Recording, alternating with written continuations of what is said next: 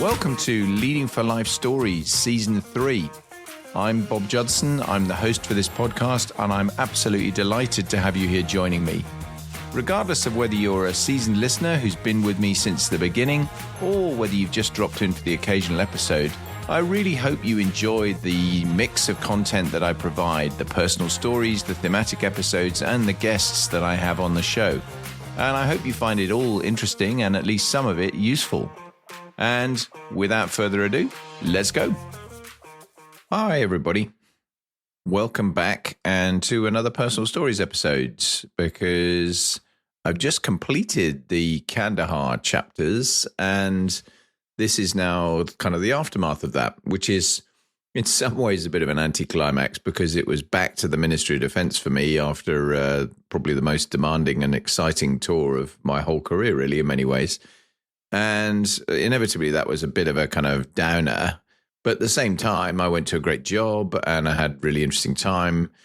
And as this episode will reveal, there were a number of things that went on during that tour that, frankly, only really now I'm thinking through kind of how that played out for me, because it was one of the more difficult chapters of my life in a range of ways. And I think part of that was due to not really paying attention to myself and what the time in Afghanistan had done to me, and how that had been. And it was quite demanding. I mean, 9 months in a very, very intensive environment with lots going on and lots of kind of leadership pressure and all sorts of challenges that I probably hadn't foreseen in obviously a pretty stressful place. So, that made for some interesting times, but it did, I think, have a knock-on effect, and there was also some personal stuff that I'll get to in a minute that obviously shaped my next tour as well.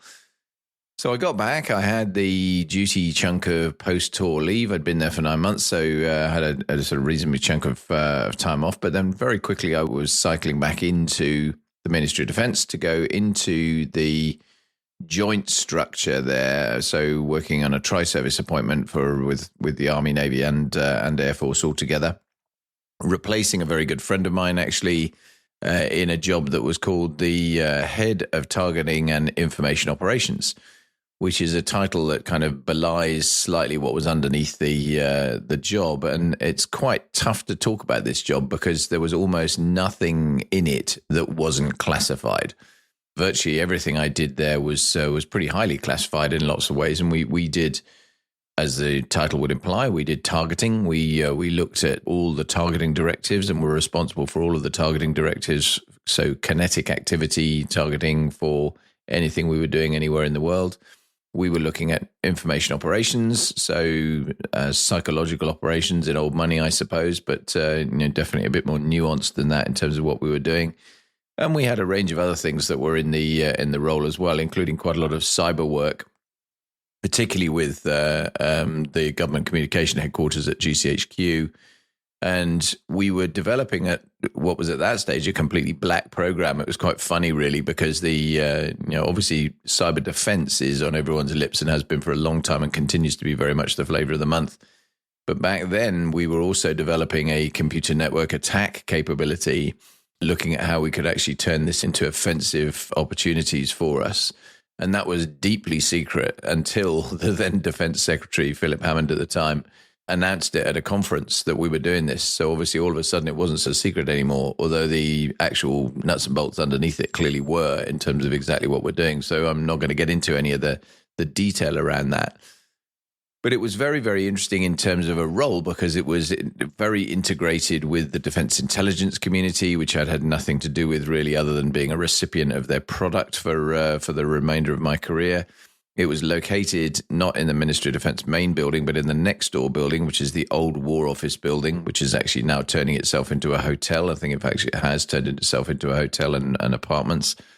And I had a mixed team of civil servants and military people from all three services. And they were a great team. They were tiny by comparison. I'd come back from this huge job where I had 25,000 people that were on the base and that I was responsible for in some way, shape or form for all of them. But obviously 2,500 or so that were working directly for me.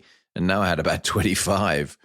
So completely different in that sense. And one of the slight contradictions in the way the MOD works, or the Ministry of Defence works in the round as a military person, is that you quite often have these roles where you've got vastly different spans of responsibility, but they're in the same rank. So I was still an Air Commodore. I'd been an Air Commodore in Kandahar, and now an Air Commodore back in the Ministry of Defence.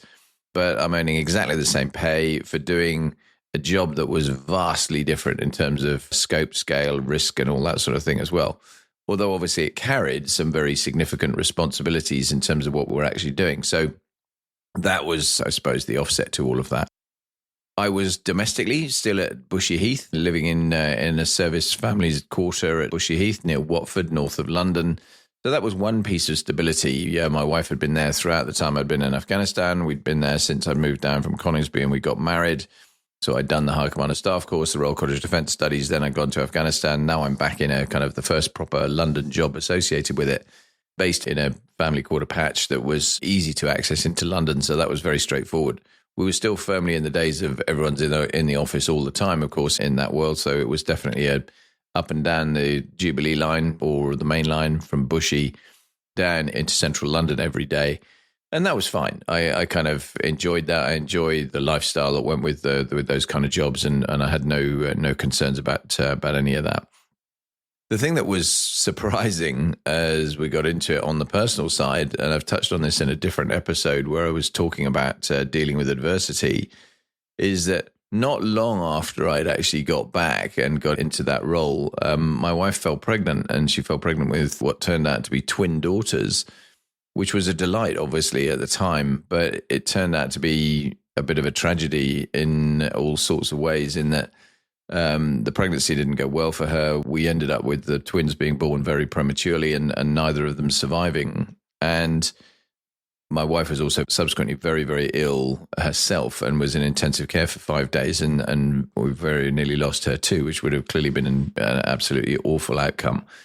So the whole thing was very, very difficult. And I don't want to go into too much of the detail of it because I've done it on a previous episode anyway. But the interesting part was, and I think where I didn't handle any of this very well, was the kind of conflation of coming back from Afghanistan and moving into a totally different role that had all sorts of different demands, but ignoring and kind of compartmenting in some ways my feelings about what had happened in Afghanistan, the life I'd had out there, the stress levels out there, and then obviously dealing with all this personal stuff, which was clearly very, very stressful, very worrying, and ultimately very, very tragic.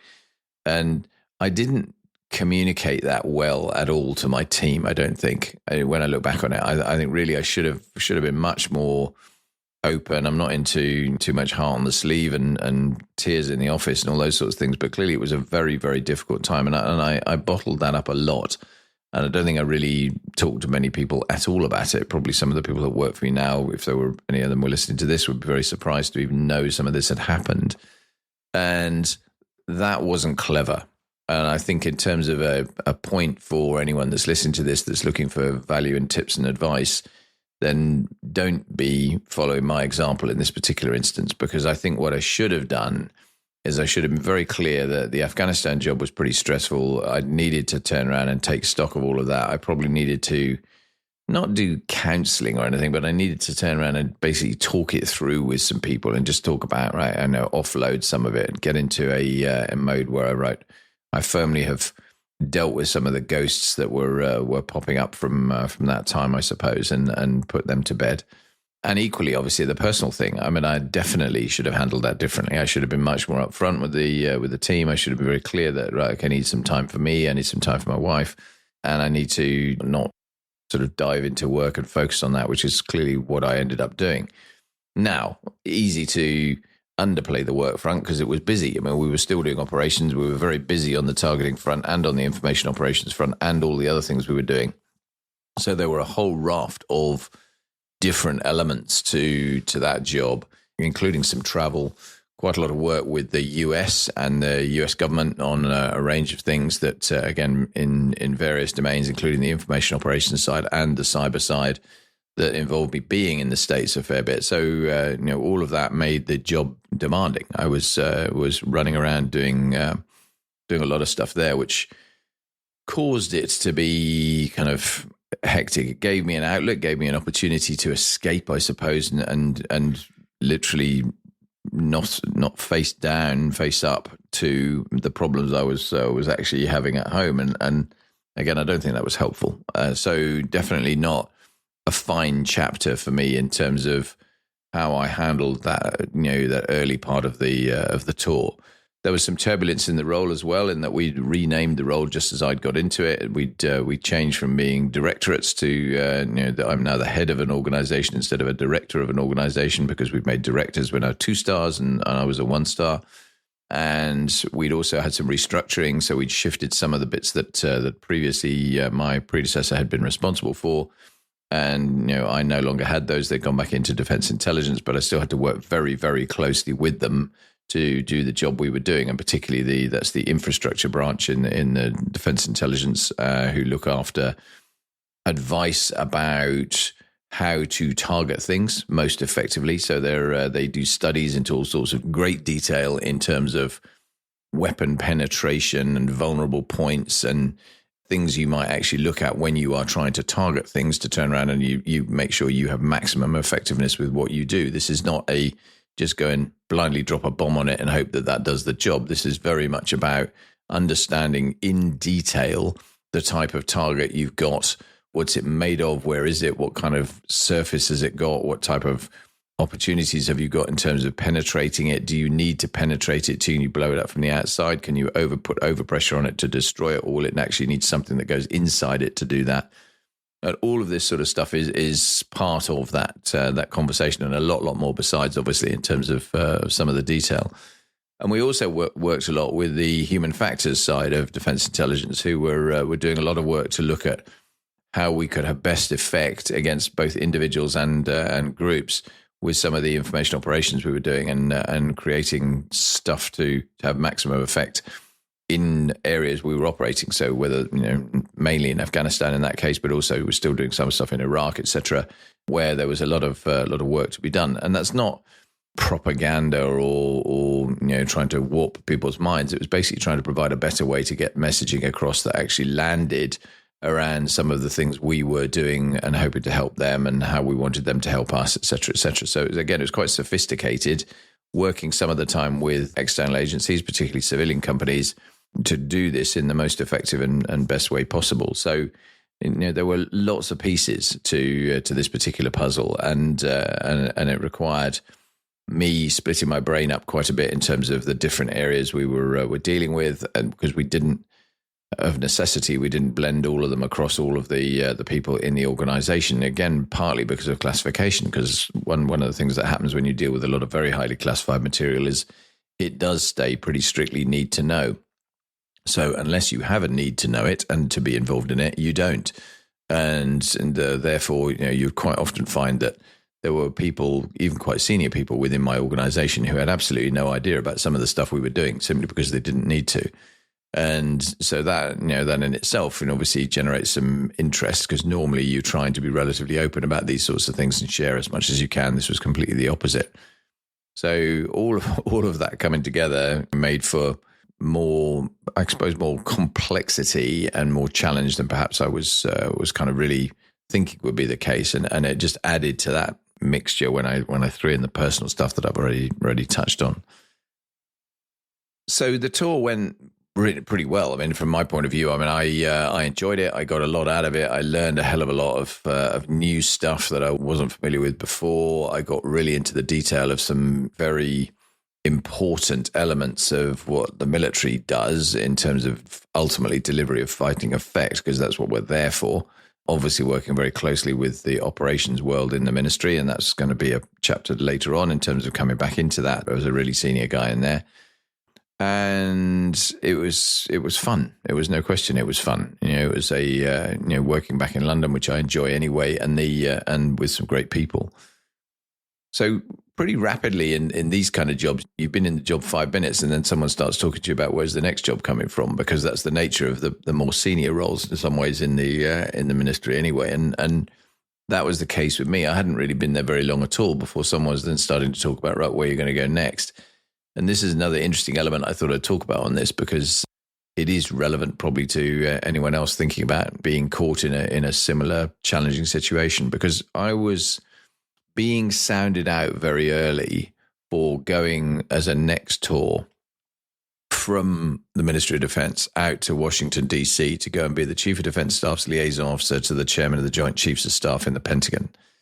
Now, this is a great job, no question about it. It's a great job. It's a really interesting role. At the best of times, it was in those days was a one-star officer going out for 9 months, unaccompanied job, and you're living in Washington, D.C., doing a direct liaison between the Pentagon and the Ministry of Defence and working in the joint staff. So as part of the senior joint structure in the Pentagon to play back to what goes on into the UK. And I'll do a separate podcast about the job itself because I did end up doing it. Spoiler alert, I suppose, for that, because at this stage, this was a would I go and do it? Now, bear in mind at that point, I had literally just come back from 9 months in Afghanistan with all the stuff that had gone on pre that, with my mother dying, with then obviously my wife and the pregnancy and so on and so forth in the immediate aftermath. And at that point, there was no other one-star officer, an Air Commodore in the Air Force, that had done 2 out of area, as they're called, deployments. So 2 non-UK unaccompanied deployments. Now, I'm not beginning to compare here Washington with Kandahar, because obviously it's a very, very different setting and not a war zone, nice place to go, all the rest of it. But it is still an unaccompanied job, and you're out there for a busy time. And it was exacerbated by the fact that we were in the process of sorting out my mum's estate and what we were going to do with the house and so on. And I'll come back to that in a second. So my initial response, very early doors in the Ministry of Defence on this job, was no. Find someone else. I've always been very, very compliant. I've always done everything you want me to do. There's only one other time in my career where I've actually even asked you to think about changing a role, and that was years before that. So actually, this time I'm going to dig my heels in a little bit and say, look, this is just not reasonable. I've not even been back from Afghanistan a year, and you're busy talking about sending me out for another 9-month deployment somewhere else, where there's lots of other people who could go and do this, who've never done any deployments to anywhere like that, certainly not unaccompanied. And therefore, I just want you to think again about it. And I thought that it had gone away, and I thought, okay, nothing more of it. And we were having a sort of gentle drift towards the 2-year point, which I thought would probably be about the time that I would actually end up being posted, would be around about 2 years. And as we got to the final strokes of the discussion, I suppose, about where am I going to go and what am I going to do, this reappeared again. And it was couched in kind of almost blackmailing terms when I look back on it. The chief of the air staff really wants you to go. He thinks you're the perfect man for the job. It's going to be great for your career, et cetera, et cetera. And at this point, things had moved on a little bit personally. So we had sorted out my mum's estate. I had inherited her house in Sussex. We knew that we wanted to keep that as a property, but we didn't want to keep the house. We wanted to rebuild the house. So we'd put plans in place, which had been quite advanced by this stage. And we were actually in the process of kind of fine-tuning the final plans, having gone through the planning permission process and all the rest of it, to build a new house on the site of where my mum's house had been. And so that was a pretty big undertaking, obviously, and it required an awful lot of personal attention to do it. And I'll probably do a personal story on just that, because it was pretty interesting. But it did mean that it was entirely inappropriate and unfortunate time to then be distracted and dragged away to go and do something else. And so I really did dig my heels in at this point. I said, look, we've already had this conversation. You haven't got any other one-stars who've done 2 of these postings. Why can't you find somebody else? There must be someone. It was the Air Force's turn. The Air Force had to fill the job, but there had to be somebody else, surely, other than me. And it didn't go away. And I got kind of pushed pretty hard to go and do this. So I said, look, right, I want to go and see the Air Secretary, who's the guy that effectively runs all people postings. He's a 2-star officer, so a very senior guy who's looking after all postings for everybody.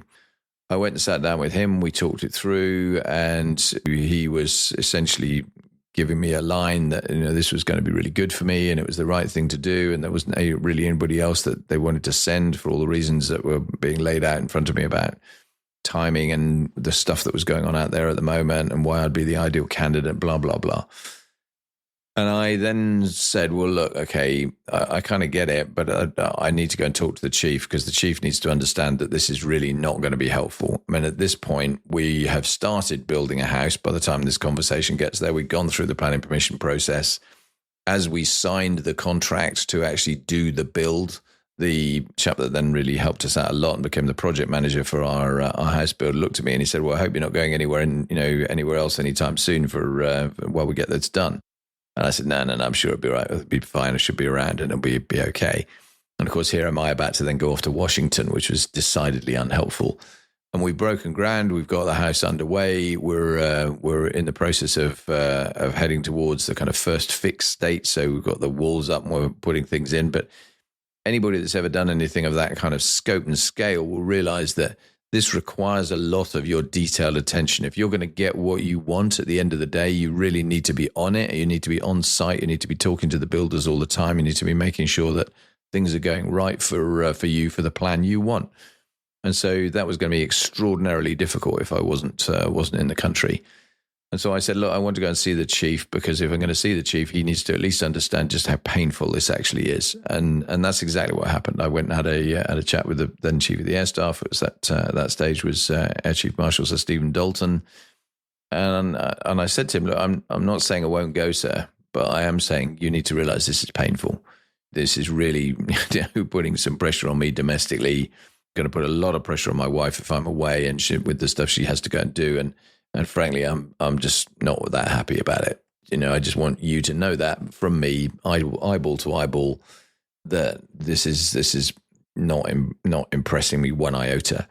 But at the same time, as I've said already, I recognize it's a good job and it's going to be interesting and that sort of thing. And as we'll get to when we talk about that chapter particularly, then it turned into a great job, not just a good job for all sorts of different reasons. But we agreed ultimately, because we're in a world where I couldn't actually ultimately turn around and say, no, I'm just not doing it. The only option would be for me to leave if they insisted on me doing it. And I wasn't about to do that. So I said, yeah, okay, I'll go and do it. And that left me in a position that the last part of this particular role in the MOD was very focused around extracting myself from the MOD to go straight back out to another job overseas with obviously no time at home really, and thinking about, right, how am I actually going to make this work? Because it wasn't going to work for me to just go to America, stay there and come back for some leave, and that would be that. I needed to find a better way to do it. And again, I'll talk about that when I cover the episode separately.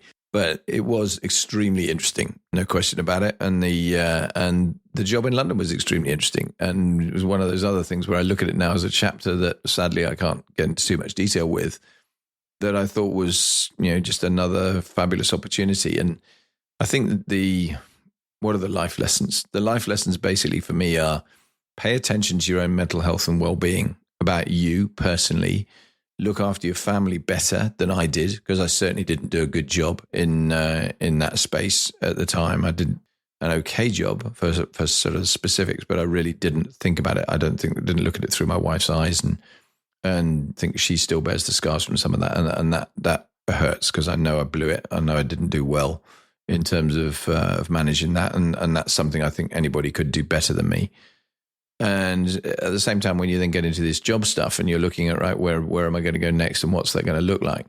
Thinking about, how do I actually manage my own career, and where are my real red lines? How far am I prepared to really make a fuss about something and say, no, do you know what? I'm actually not doing that. Or am I actually going to turn around and go with caveats? Am I going to turn around and go with specific kind of compromise associated with it? How can I articulate my concerns so that the organization I'm working for feels that they know that this is putting a marker down, that I'm doing this, but I'm doing it to some extent under duress? Is that worth it? Is it worth just rolling over and going and doing what you're being asked to do? Because I think the danger is, for a lot of us, we just look at the career angle of this. We just look at this is where I need to go. I need to carry on keeping forward focused, and I'm chasing my dream in terms of where I want to get to in my career. And actually that's fine, but that can actually be quite detrimental to you in terms of all your personal life. So you need to think about that and think about how am I going to manage that? How am I going to focus on making sure the right people understand that there's some pretty big challenges associated with this. Because I think you owe it to yourself to do that, and you certainly owe it to your family to do that. Is probably the bottom line from that side. That's kind of it. It's a shorter episode than many, and not too much to talk about the specific role. But I wanted to cover some of those personal aspects because I think that's probably the more important nuggets that come from this.